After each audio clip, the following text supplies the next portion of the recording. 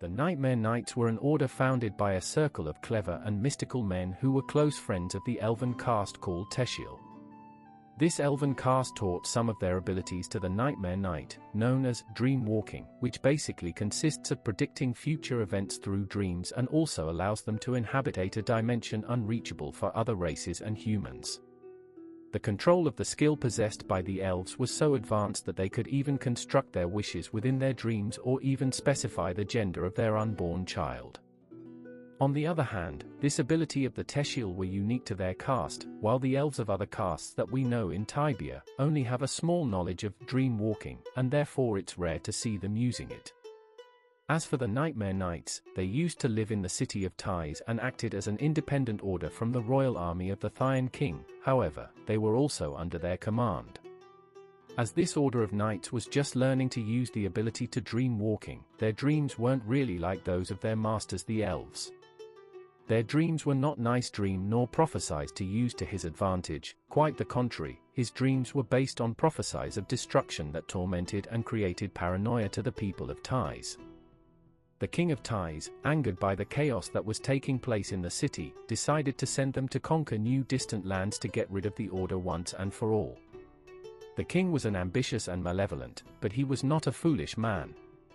He knew that these lands were highly dangerous and that eventually, the order would extinguish. On the other hand, the king also knew the threat that this order could present to his kingdom if their relations ended in a bad way, so, in order not to create trouble between the order and his army, the king lied to them, praising their qualities and training, telling them that their order was adequate to be able to build a colony in lands far from Tis. So he kindly sent them to colonize lands known at the time as Fair Plains.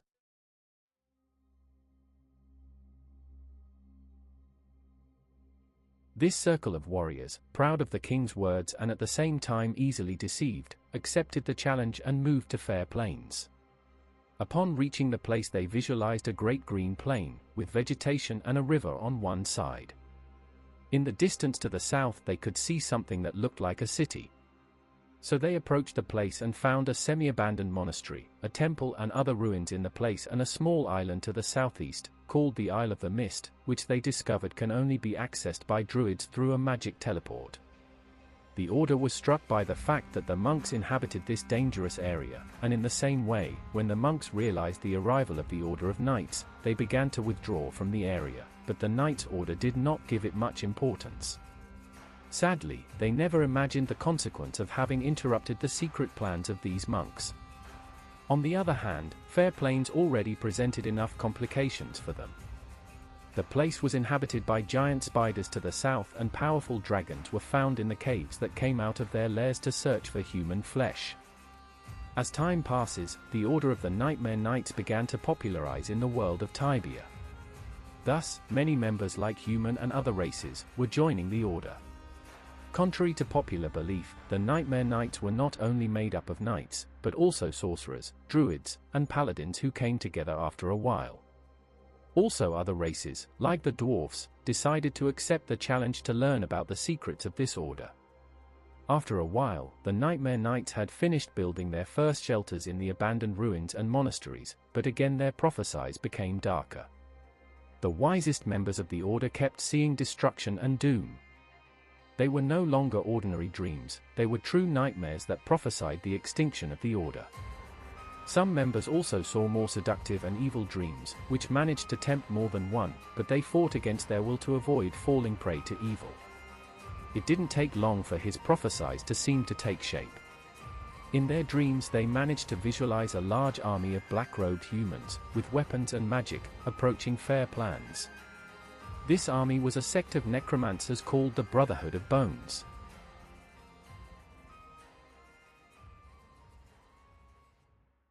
The Brotherhood of Bones was a secret sect made up of necromancers, who were followers of the evil god Zathrath.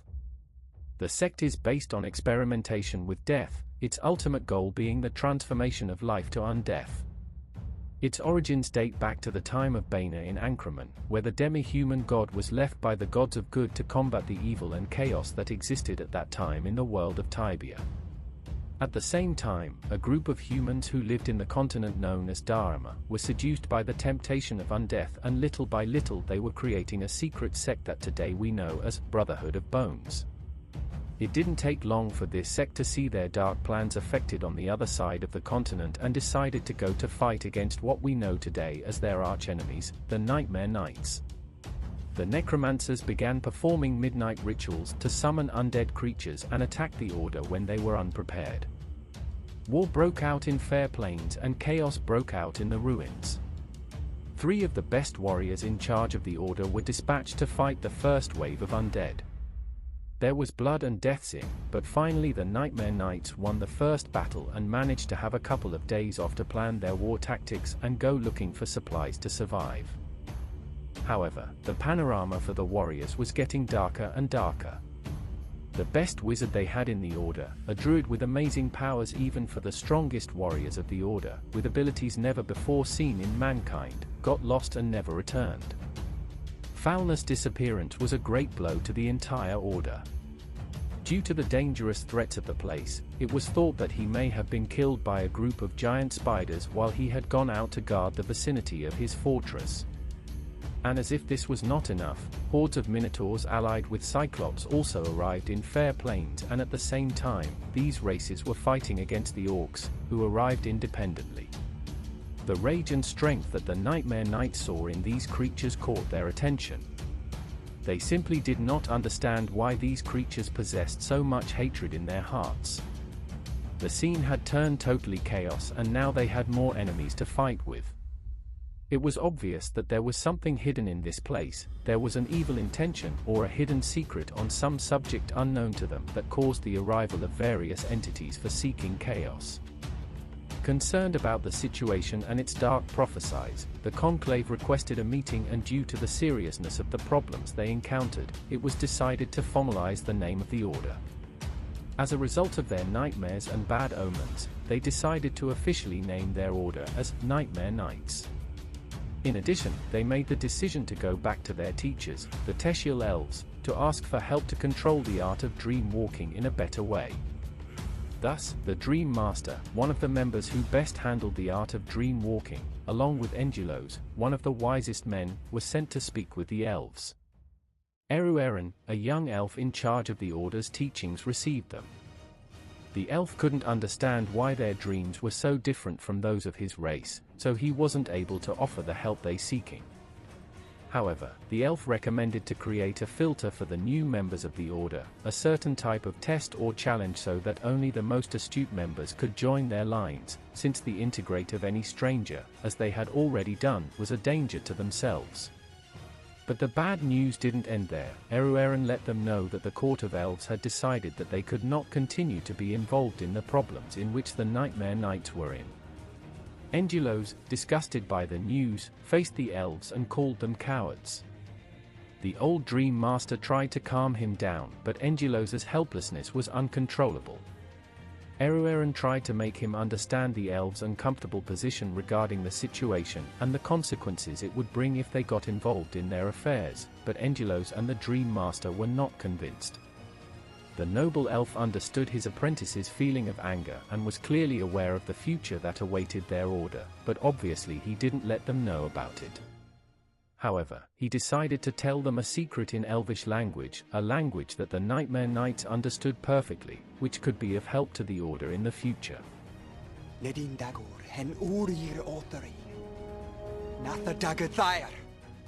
After this, the last of the Teshil elves that inhabited Tibia, and perhaps the last hope of the Nightmare Knights, retired to the world of dreams to reunite with the other members of his race. The 2 members of the Order returned to his stronghold, breaking the bad news to their companions. It was at this moment when the Nightmare Knights began to realize that their dreams of doom and destruction were not lack of practice, but a reality.